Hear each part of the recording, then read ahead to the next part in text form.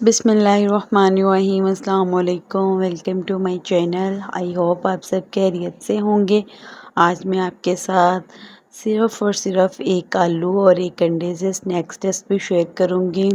बनाना बहुत ही ज़्यादा आसान है। वीडियो को एंड तक देखें। अगर वीडियो अच्छी लगे तो वीडियो को लाइक करें, चैनल को सब्सक्राइब करें और फ्रेंड्स फैमिली के साथ लाजमी शेयर करें। सबसे पहले मैंने एक आलू लिया है, इसे अच्छे से छील लेंगे। आलू छीलने के बाद अब हमने इसकी कटिंग करनी है। गोल गोल स्लाइसिस में हम इसकी कटिंग करेंगे। कोशिश करें जितने भी बारीक स्लाइसिस हो सके, या आहिस्ता आहिस्ता प्रैक्टिस से होंगे। मुझसे भी बहुत ज़्यादा बारीक कटिंग नहीं हुई।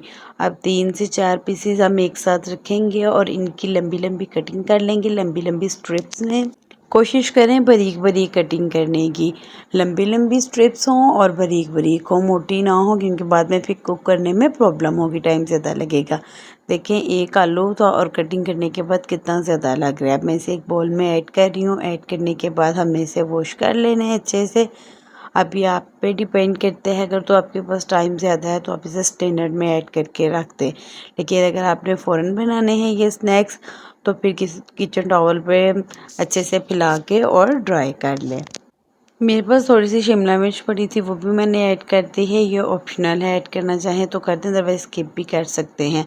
अब मैं इसमें थोड़ी सी रेड चिली फ्लेक्स ऐड करूँगी, यानी दड़ा मिर्च, थोड़ी सी काली मिर्च और थोड़ा सा नमक। बस ये 3 चीज़ें ऐड होगी। आप दड़ा मिर्च और काली मिर्च में से एक चीज़ भी ऐड कर सकते हैं।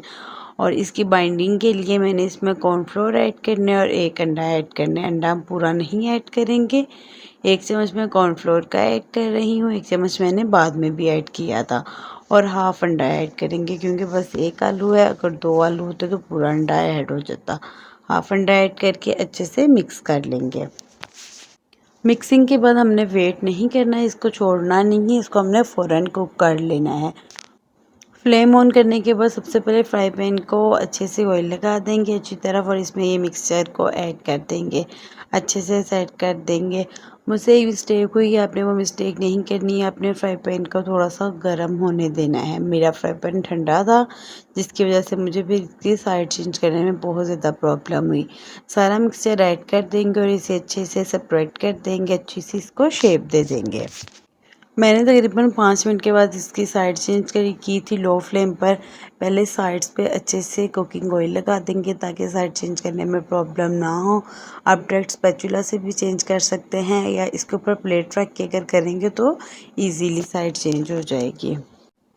आप देख सकते हैं कि ये अच्छे से कुक नहीं हुआ, क्योंकि मैंने ठंडे पैन में ऐड कर दिया था। पैन गर्म होना बहुत ज़रूरी है, लेकिन कोई बात नहीं, हम दूसरी साइड से कुक करके फिर इस साइड से दोबारा कुक कर लेंगे। अब देखिए माशाल्लाह दूसरी साइड से देखिए कितना ज़बरदस्त, कितना क्रिस्पी कुक हुआ है। ऐसा ही कलर हम दूसरी साइड पे भी आने देंगे।